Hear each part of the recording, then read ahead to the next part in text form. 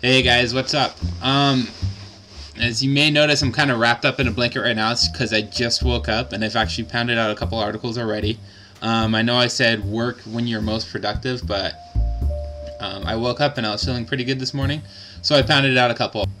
The thing I want to talk about today is setting a minimum wage for yourself. Too many freelancers work for less money than they're actually worth. They'll work for a private client that will pay too little money for too much amount of work. And I think as a lot of freelance writers are, it's the first time that they're actually working on their own and they're actually their own boss, and so they don't understand, maybe when they're starting out, I know at least I didn't, they don't understand what they're worth. They don't understand what their minimum hourly wage should be. So basically you need to think to yourself, what is the least amount of money I can make while working? For example, I work for a client that pays consistently. I have an endless amount of work, and I know for them I can make a minimum of $15 to $20 an hour, depending on what kind of day that I'm having. And so for me personally, I would never ever accept a freelance client that's going to pay me less than $20 an hour. And to be honest, for a $400 word article, I would easily charge $30 to $35 an hour for a freelance client, and I would never accept anything lower than that, because I know that working for the site that employs me full time, I could be making at least that much money. And so working for a freelance client that's going to pay me less is actually going to cut into how much money that I can earn. I know a lot of freelance writers who are just starting out often sell themselves short, and they don't quite realize what they're worth.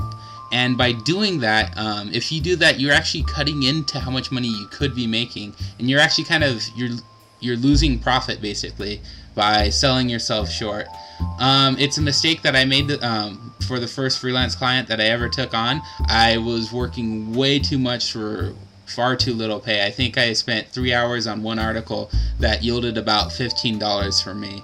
And so you just got to watch out for, you got to look at word count, you have to look at your hourly rate. You have to think to yourself, how long is it going to take me to write this article?